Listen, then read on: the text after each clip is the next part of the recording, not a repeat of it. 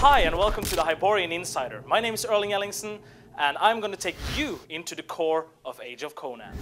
Alright, so it's been 4 months since we launched Age of Conan, and during that time we've been putting a lot of time and effort into making Age of Conan an even better game by addressing the concerns of you the players and just generally improving on the entire gaming experience.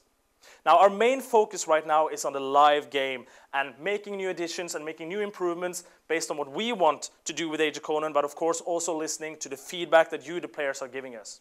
So today we're going to take a short look at some of the new features and content that is coming into the game in the next few weeks and months, and we're also going to give you an exclusive first look on some upcoming DirectX 10 features. Now, one of the things that we've been hearing from you, the players, is that you want more content at level 55. So our first big content update is Ymir's Pass, this place that you can see right behind me here. Now, there's a dramatic storyline taking place here. You have basically an unholy alliance between the Stygians and the bandits of Atzal, who's invading this place and causing a lot of trouble for the Cimmerians living here.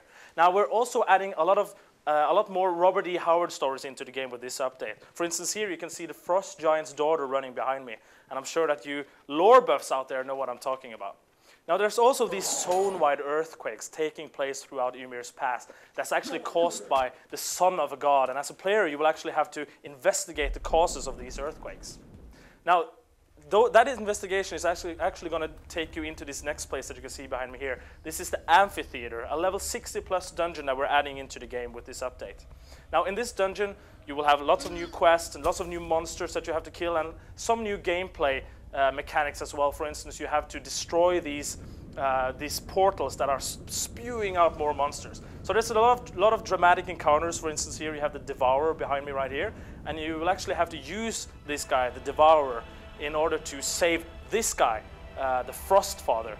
So this is basically a good example of how we're trying to bring more epic storylines into the game with all the content updates that we're going to be adding in the next few weeks and months. So if we look even further down the road, of course, you have even more content coming into the game. For instance, you have Tarantia Commons, a new level 40 plus area to the city of Tarantia, where you'll be taking part in this gang war going on between two gangs. You'll be climbing up walls, dropping onto rooftops, sneaking into people's homes, and just living the life that Conan himself did when he was a young adventurer. We're also adding several new high-level dungeons, action-packed high-level dungeons. We have one for the Thunder River area, and we have one called the House of Crom. Now, based on player feedback, we've really taken our time this time around to make it more interesting, to make the dungeons more diverse, more epic, giving them more scripted events, adding more traps, and making the boss encounters a lot more challenging. Another thing we're doing is that we're adding new high-level items. So you have, for instance, high-level epic items coming in for all the classes for the first time. One of the most positive areas of feedback that we've been getting on Age of Conan is that it's a fantastic looking game, and right now we're working very hard on bringing that visual quality to the next level with DirectX 10 functionality. Now, DirectX 10 is going to allow us to introduce a range of new fantastic graphical features into the game, and today we want to give you a short glimpse of some of those graphical features that will go into the DirectX 10 version of the game. Now, not all of these DirectX 10 features will make it in at the same time, as some of them require a little bit more tweaking and polishing than others. But today we want to give you an overview on how Age of Conan will develop visually over time. Okay, first off, you have HDR, or High Dynamic Range Lighting, which is a way for us to create more realistic sunlight effects in the game. What we want to do is take the real-world sun and the beauty it adds to our world and put it into an online world. So you'll see more realistic ways of light reflecting off of surfaces. You'll see this sun bleed effect that you can see behind me, just making the light in the world much more realistic.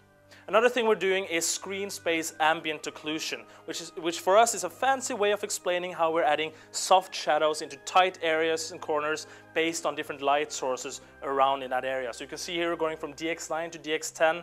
It's just like a filter of realism that is added to the game. Improved physics is going to allow us to, for instance, when you're walking through grass, you'll see grass moving around your character, but even also when you're casting spells, you'll see grass violently rippling around your character. But when you're walking through the forest, for instance, you'll actually see trees blowing in the wind, and you'll see the shadows from the trees moving dynamically according to the movement of the trees. We're also adding some really cool, fancy features, like this radial blur effect right here behind me when you do fatality moves. Another thing is volumetric point lights. that just adds more size to lights, give them more glow. And when you combine that with volumetric fog that you can see here, it just adds a lot more atmosphere and depth to the different areas. Improved parallax mapping is going to allow us to bring out more details in the texture surfaces around your character. When you're walking down a cobblestone street, or when you're walking down a forest path, it just brings out the details in the ground around you.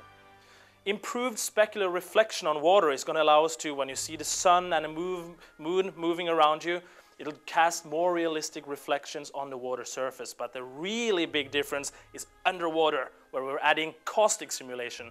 That simulates the way light breaks through the water surface, creating this pattern on the seabed. As you can see here, going from DX9 to DX10, it's a staggering difference that is really inspiring us, our content developers, to add even more underwater areas for Age of Conan in the future, of course.